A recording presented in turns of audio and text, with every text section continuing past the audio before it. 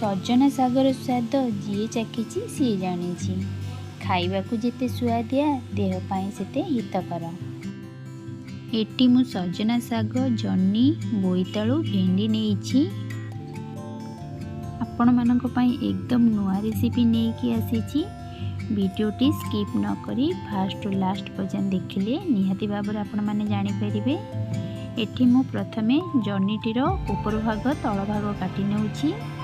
काटी सारा परे जन्नीटी को एमती पतला पतला करके चोपाटी छड़े नेबे। एठी मु कसी जन्नी नहीं आपण माने चाहिले आर बड़ साइज जन्नी नहीं परिबे किंबा आर छोट साइज जन्नी नहीं परिबे।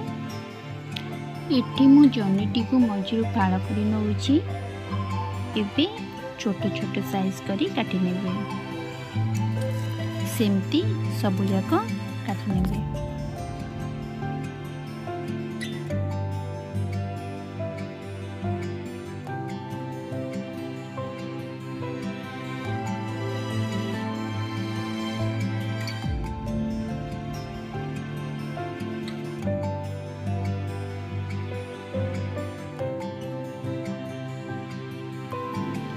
भेंडीटी को प्रथमे धोई नेबे।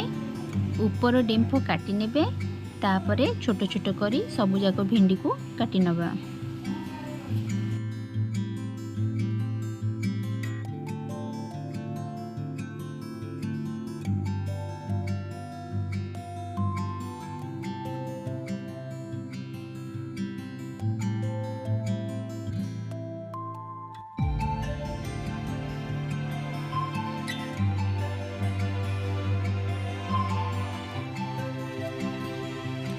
सेम बोईतालुर चोपा छड़े नेबे। चोपा छड़ेला परे पतला पतला साइज करी काटी नेबे। तापरे छोट छोट करी काटी नेबे।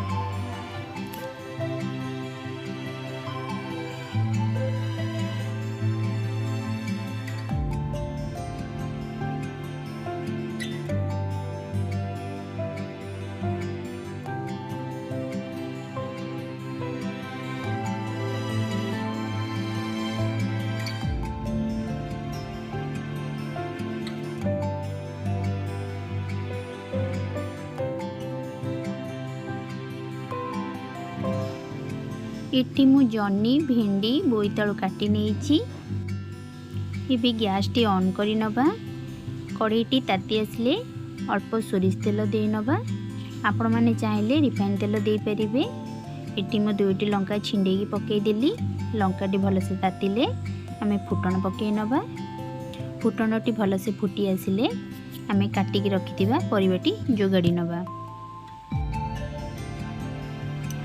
ता उपरे हल्दी गुंड पकाई नबा। स्वाद अनुसार लुण पकाई नबा। बेसी लुण पकेइबानी सागरे कम लुण लगी थाए। भलसे गोलाइकी 5 रु 10 मिनिट भलसे गोलाइकी आमे ढांकुणी ढांकी नबा।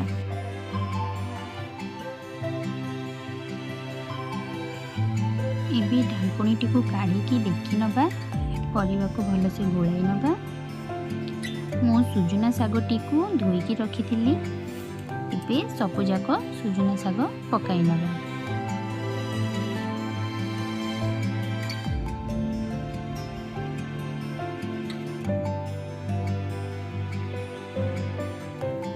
पकाई नेकी भलसे गोलाई नबा। आपण माने चाहिले मध्यम सागटी को काटी परिबे।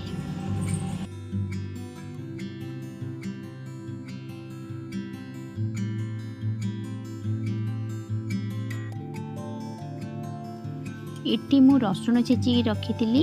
एबे साग ऊपर रसुण पकाइकी भलसे गोलाई नबा। रसुण पकेइले सागर बास्ना बहुत भल आसी थाए। बहुत टेस्ट मध्य लगी थाए। आपण माने एई प्रोसेस रे थरे साग भाजी की खांतु। निहाती भाव में आपण मानकु भल लागिबो। मते बहुत भल लागिला। सेथि लागी रेसिपीटी आपण मानक सह शेयर कली। आपण माने थरे बनेकी खांतु। खाइला परे निहाती भाव में मते कमेंट द्वारा जणेबे आपण मानकु साग भाजाटी केमती लागिला। जदि मो चैनल को सब्सक्राइब करि नाहांती ताहाले सब्सक्राइब करि नियंतु। साइड रे थिबा छोट बेल आइकन को प्रेस करि नियंतु जहाद्वारा मोर जो नुआ वीडियो अपलोड होउची तार नोटिफिकेशन आपण मानक पाखरे पहुँची पारिबो, आपण माने जानि परिबे। मु ऋतु मु आपण मानक पई एमती नुआ नुआ वीडियो नै के आसीबी। मु रहिली। जय जगन्नाथ।